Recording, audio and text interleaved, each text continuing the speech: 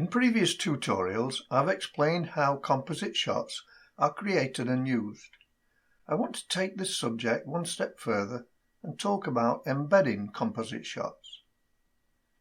The term refers to the creation of a composite shot that's composed of one or more composite shots. This feature is especially useful when you want to animate a number of layers collectively. Because the resultant composite shot consists of just one layer, animating that one layer causes all the layers associated with the original composite shot to be animated. If that doesn't quite make sense, this tutorial should hopefully explain the principle.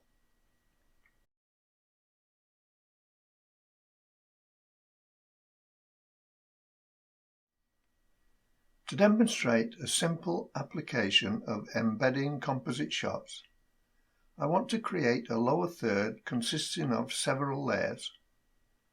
My intention is to animate these layers collectively, which will cause the whole lower third to animate. Now, I could simply animate the individual layers separately, but each layer would need to be keyframed such that the layers animate in unison. That would be painstaking and prone to errors. Embedding the composite shot makes the job much simpler and more productive. I'm going to make a start by creating a composite shot.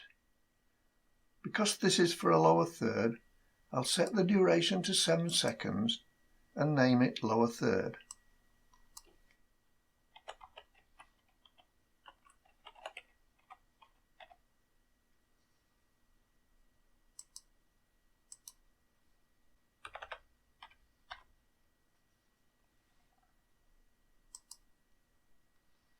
I'll now add a plane layer and set the size. This will be a background to the lower third text.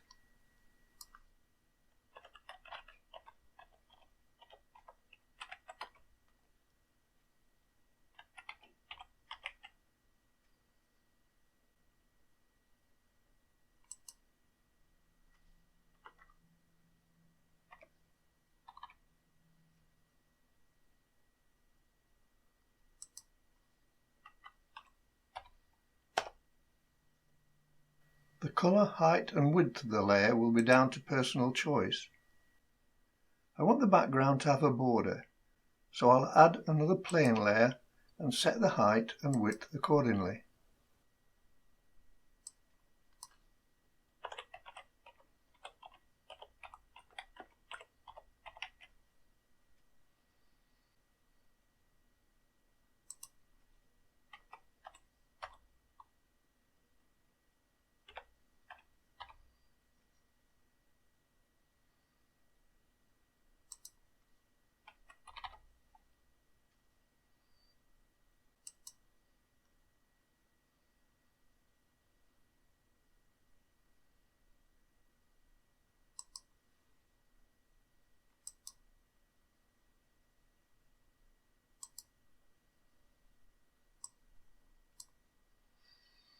Now for my lower third text.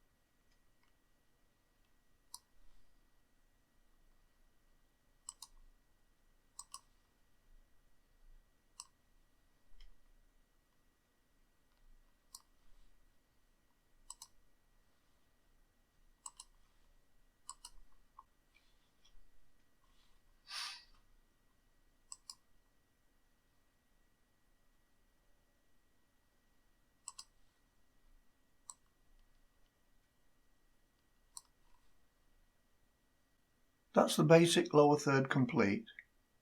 For the animation, I want the lower third to expand vertically from nothing in 5 frames. As I mentioned earlier, this could be achieved by animating the individual layers so they act in unison. The better and more productive way of doing this is to embed this composite shot into another. To do this, you simply select all the layers in the composite, right-click and select Make Composite Shot. You can also use the keyboard shortcut Ctrl-M.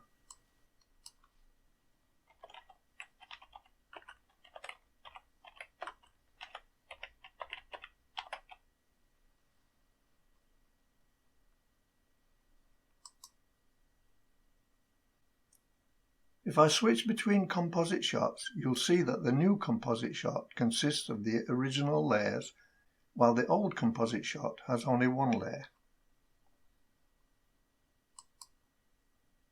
The elements of the new composite shot are now embedded into the old one. I can now proceed with the animation. First, I'll move the lower third into position.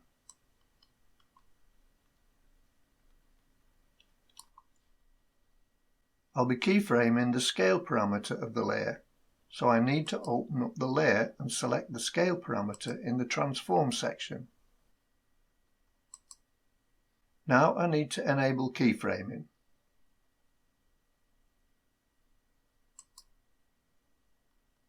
Because I only want to scale vertically, I need to click the scale chain icon. This will ensure that the scale X value isn't changed. At the start of the timeline, I want the lower third to be fully collapsed, so I'll set the scale Y value to 0.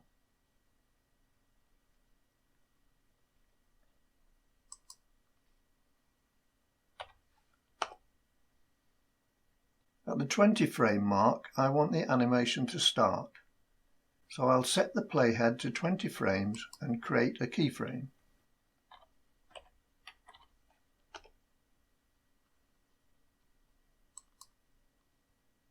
The animation will last 5 frames, so I'll set the playhead to 25 frames. I'll set the scale Y value to 100.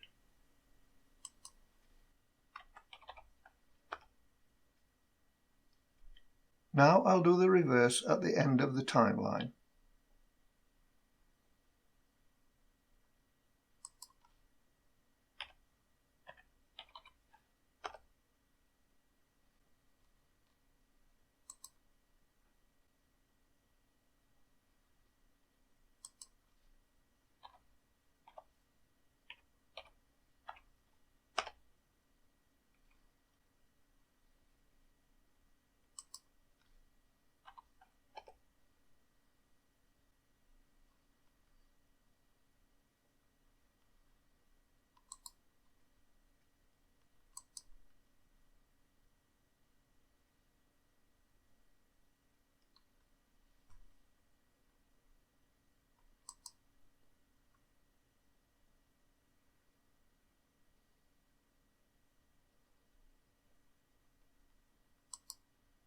The lower third I've just created is simple, but a bit basic and angular.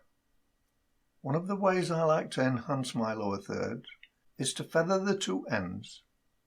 This can be achieved using 2 masks, but they must be applied in a specific order for them to work. I'll start by selecting the lower third layer, then I'll select the rectangle mask tool.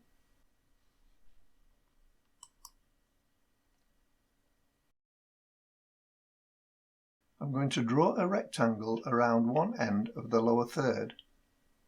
You could of course experiment with the other shapes if you want. The size of the mask is arbitrary, but you should make sure that it covers the end of the lower third. Next, I'll negate it using the Invert Mask button.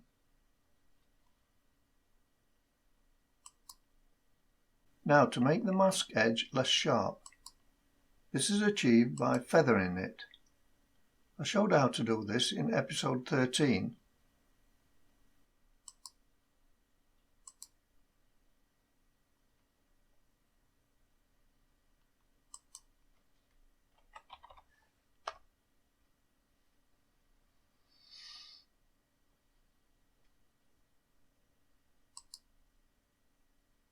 I need another similar mask at the other end, so I'll duplicate this one and move it to the other end.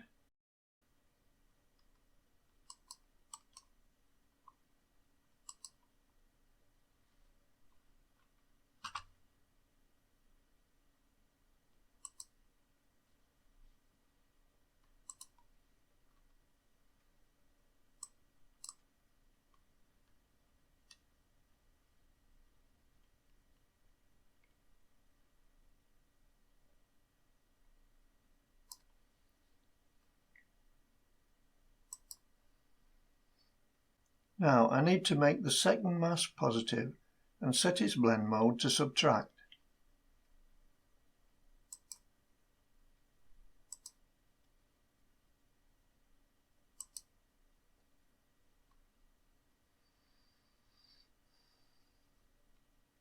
You can add more masks if needed, but each one must be below the top mask and has to be positive with the subtract blend mode.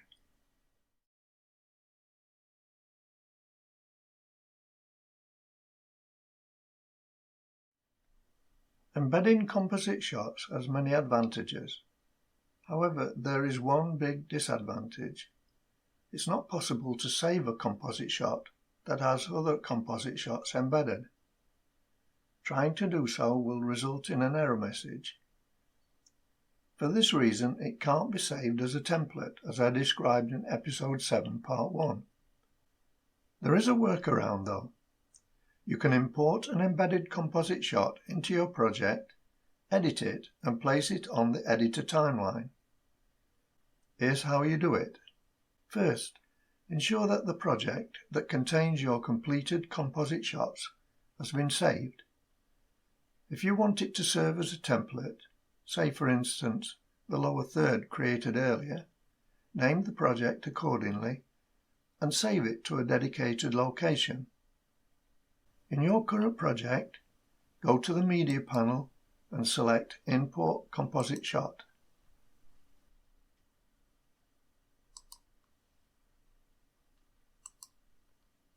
In the dialog that opens, you'll see all the composite shots associated with that project with check marks against each one.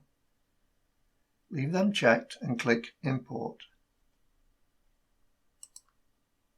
Both the composite shots will be placed in the Media panel. The primary composite shot, in this case named lower third, can then be dragged onto the editor timeline. If you need to edit any of the parameters, double-click either of the composite shots, depending on which parameters you want to edit, and it will open up into its own composite shot editor. Any changes made to the embedded composite shot will be copied into the parent composite shot.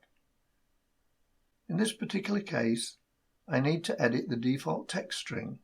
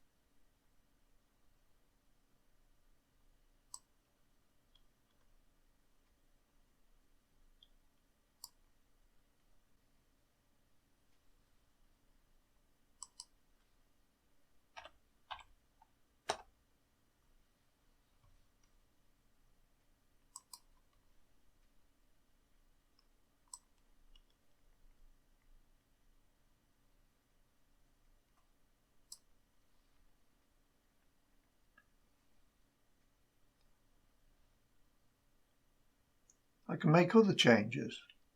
For example, if I want the border to be green instead of blue, I can right-click the background blue plane and select Properties.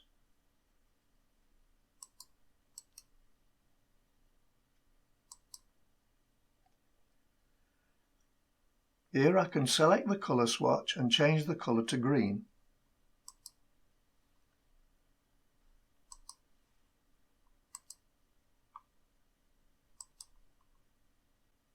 I'll switch now to the editor timeline, which shows that the change has been propagated to the lower third composite shot.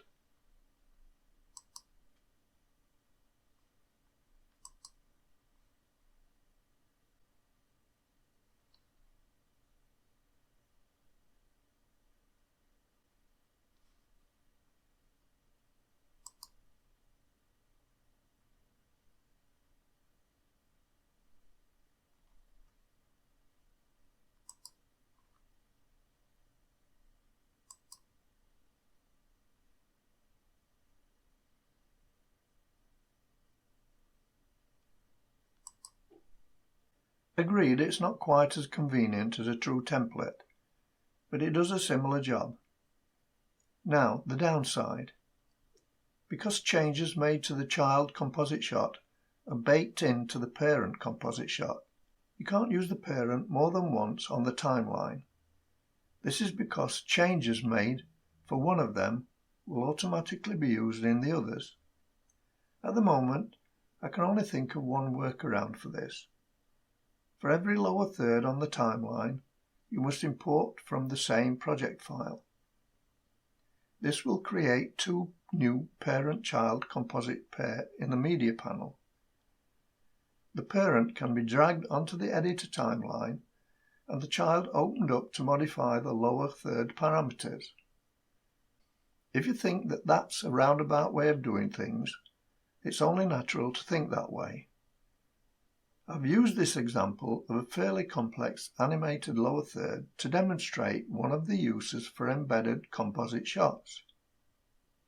An alternative method you can use to collectively animate multiple layers is to use a point layer.